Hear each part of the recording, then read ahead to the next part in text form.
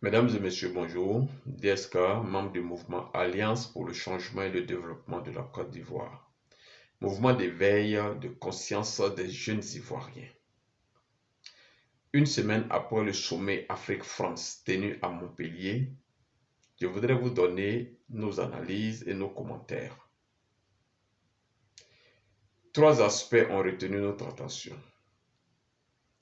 La première chose qu'il faut retenir, c'est que ce sommet s'est déroulé en France en présence d'Emmanuel Macron, président de la France. Le président Emmanuel Macron est le président de la France et non le président d'un pays africain. Le président Emmanuel Macron est le président de la France et non le président d'un pays africain. À ce titre-là, Emmanuel Macron est très mal placé. Je veux dire, Emmanuel Macron n'a pas qualité à inviter des jeunes Africains en France pour parler de l'Afrique. Pour le mouvement Alliance, Emmanuel Macron est ridicule et ce sommet est un sommet de honte. Il faut retenir cela. Le sommet qui s'est passé à Montpellier la semaine passée est un sommet de honte. C'est un sommet ridicule. Parce que Emmanuel Macron, s'il doit inviter des gens, ce sont les jeunes Français ou ce sont les vieux Français, ce sont les femmes françaises, en un mot, la population française qu'il a élue, c'est à ceux-là qu'Emmanuel Macron doit parler. Si Emmanuel Macron a quelque chose à dire, il doit parler, il doit le dire aux Français et non aux Africains, parce qu'il n'a pas qualité à parler aux Africains. Il n'est pas un président africain. Il ne dirige aucun pays africain. Il ne dirige pas non plus l'Afrique. Ce n'est pas le président de l'Afrique ou ce n'est pas le président d'un pays africain. Donc à ce titre-là, Emmanuel Macron n'a pas qualité à inviter des jeunes Africains pour parler de l'Afrique. Si les jeunes Africains doivent être invités pour parler de l'Afrique, c'est soit la CEDEAO, l'Union africaine ou encore les présidents africains.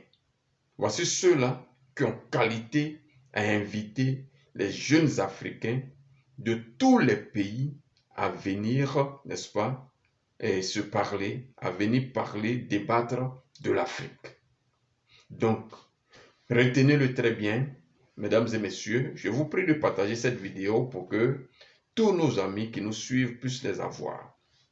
La position du mouvement Alliance pour le changement et le développement de la Côte d'Ivoire est que le sommet Afrique-France qui s'est déroulé à Montpellier est une honte pour Emmanuel Macron et pour les jeunes Africains qui ont participé. Et comme je le disais tantôt, Emmanuel Macron n'a pas qualité à inviter des jeunes Africains en France pour parler de l'Afrique. Ça, c'est le premier aspect qu'il faut retenir. Le deuxième aspect sont les jeunes qui sont partis pour parler avec Emmanuel Macron de l'Afrique. Nous ne doutons pas de la qualité intellectuelle de ces jeunes. C'est des gens bien formés, c'est des gens qui maîtrisent leur domaine. Et nous savons, en Afrique, les jeunes qui vont à l'école sont vraiment bien formés. Nous avons des bons professeurs qui nous forment très bien. Mais dès l'instant où ces jeunes sont nourris, logés, blanchis par Emmanuel Macron, nous disons que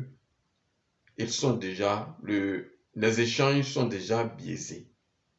Ils ne pourront pas, devant Emmanuel Macron, dire la vérité. Et parmi ces jeunes, nous avons vu beaucoup de lacunes. Nous avons vu beaucoup de personnes qui étaient incapables de parler franchement à Emmanuel Macron. Donc, c'est encore un échec et c'est la honte. C'est autant plus, c'est la honte tout simplement parce que Emmanuel Macron a choisi ces jeunes-là. Pourquoi Kémy Séba ou pourquoi Franklin Nyamsi n'a pas été invité? Si Emmanuel Macron a refusé d'inviter Kémy Séba et Franklin Nyamsi, ça veut dire que Emmanuel Macron n'était pas prêt à écouter, à entendre la vérité, ce que les Africains lui reprochent. Retenez-le très bien, mesdames et messieurs. Les Africains demandent 4 choses à Emmanuel Macron. Et vous devez le savoir. Ce que l'Afrique veut que la France fasse, c'est 4 choses. La première chose, l'Afrique tout entière demande à Emmanuel Macron, donc à la France, de retirer tous ces militaires, ces soldats qui sont dans les 43e BIMA, qui sont dans les pays africains. Ce n'est pas des soldats africains. Donc, ils retournent en France. Retenez-le très bien. La première chose que tous les pays africains demandent à Emmanuel Macron, et que les jeunes qui sont partis n'ont pas osé dire à Emmanuel Macron, c'est ça. La première chose, Emmanuel Macron doit retirer tous les militaires français qui sont depuis plus de 10 siècles stationnés dans les pays africains. Ils doivent tous repartir en France parce que ce ne sont pas des Africains, c'est des Français. Ils ont besoin d'aller servir la France. Ils n'ont pas besoin de rester en Afrique. La deuxième chose que les Africains demandent à Emmanuel Macron et que les jeunes qui sont partis n'ont pas pu demander à Emmanuel Macron, c'est que le franc CFA, c'est la monnaie de la France, c'est la France qui fabrique. Donc que la France retire le franc CFA de l'Afrique. L'Afrique n'en a pas besoin. L'Afrique n'a pas besoin du franc CFA. Et la France retire cette monnaie. Ça, c'est la deuxième chose. La troisième chose, l'Afrique demande à Emmanuel Macron de ne plus choisir les présidents des pays africains. Il faut laisser les Africains eux-mêmes choisir leurs présidents. L'Afrique demande à Emmanuel Macron et donc à la France de ne pas soutenir des présidents qui sont contestés, qui sont vomis, qui ne sont pas aimés dans les pays africains, les maintenir forcément en Afrique. Il faut que la France retire sa main dans les élections africaines. Ça, c'est la troisième chose. Et la quatrième chose, l'Afrique demande à Emmanuel Macron de ne plus imposer à l'Afrique le français. Les Africains ont besoin de développer leur propre langue maternelle pour parler. On n'a pas besoin de parler le français. Voici les 4 choses qu'aujourd'hui, l'Afrique moderne, vous qui me suivez, on demande à la France de faire. Donc, je reprends rapidement. 4 choses que les jeunes qui sont partis n'ont pas été capables de dire à Emmanuel Macron. 1. Retire ton armée. On n'a pas besoin des Français dans nos pays. On n'a pas besoin de l'armée française dans nos pays. 2. Retire ta monnaie. La monnaie, le franc CFA, est une monnaie fabriquée en France. Donc, si les Français aiment le franc CFA, ils utilisent chez eux. Nous, les Africains, on va trouver notre propre monnaie. 3. Emmanuel Macron doit cesser de soutenir des présidents qui font 20 mandats, 30 mandats, 50 mandats et qui tuent leur peuple. Emmanuel Macron ne doit plus engager la France pour aider ces présidents-là à tuer leur peuple. Emmanuel Macron doit laisser les Africains élire eux-mêmes leur propre président, sans aucune intervention de la France. Et quatrièmement, Emmanuel Macron doit savoir que nous, Africains, on ne veut plus parler le français. On veut développer une langue qui nous est mienne, qui nous est sienne, une langue que nous voulons nous-mêmes et nous allons parler. Si c'est le BT, si c'est le baoulé au niveau de la Côte d'Ivoire, ou bien trouver une langue qui fait la combinaison entre baoulé, BT, Atié et consort, nous allons trouver cette langue et nous allons nous exprimer dans cette langue. Voici les 4 choses qui n'ont pas été dites à Emmanuel Macron au cours de ce sommet France-Afrique. C'est pourquoi Afrique-France, France-Afrique, encore je vais revenir, c'est la même chose. Voilà, Afrique-France, France-Afrique aussi, c'est la même chose. C'est pourquoi nous disons que ces jeunes ne sont pas crédibles et que Emmanuel Macron les a choisis. Et dès l'instant où Emmanuel Macron les a choisis pour être là-bas, ils ne pouvaient pas répondre aux questions d'Emmanuel Macron parce qu'ils étaient déjà sous influence. La troisième chose que nous voulons dire à Emmanuel Macron et que les jeunes n'ont pas pu dire à Emmanuel Macron, c'est que l'Afrique n'a pas besoin de la France.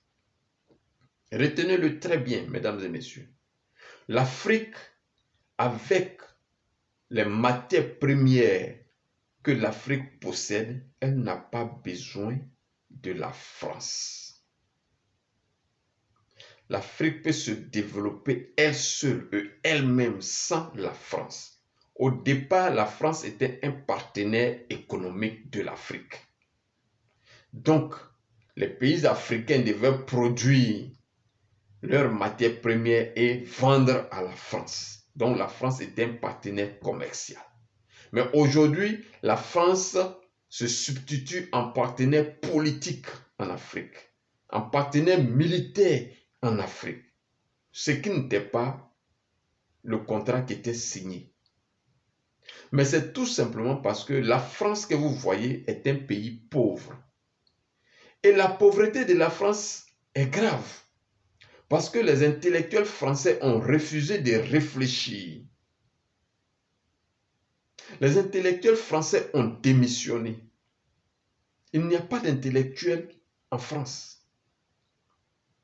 Ce que les Allemands ont fait, les intellectuels français n'ont pas fait. Ce que les intellectuels belges ont fait, ce que les intellectuels russes ont fait, ce que les intellectuels espagnols ont fait, les Français ont refusé de faire. Qu'est-ce qu'ils ont fait? Les Allemands, les Espagnols, les Russes, les Belges sont partis de ce qu'ils possèdent eux-mêmes dans leur pays pour transformer et les utiliser pour leurs activités, pour leurs industries, pour leurs usines. Je répète, les Allemands n'ont pas eu besoin de partir en Afrique, voler l'Afrique pour venir développer leurs usines. Ils sont restés sur place chez eux.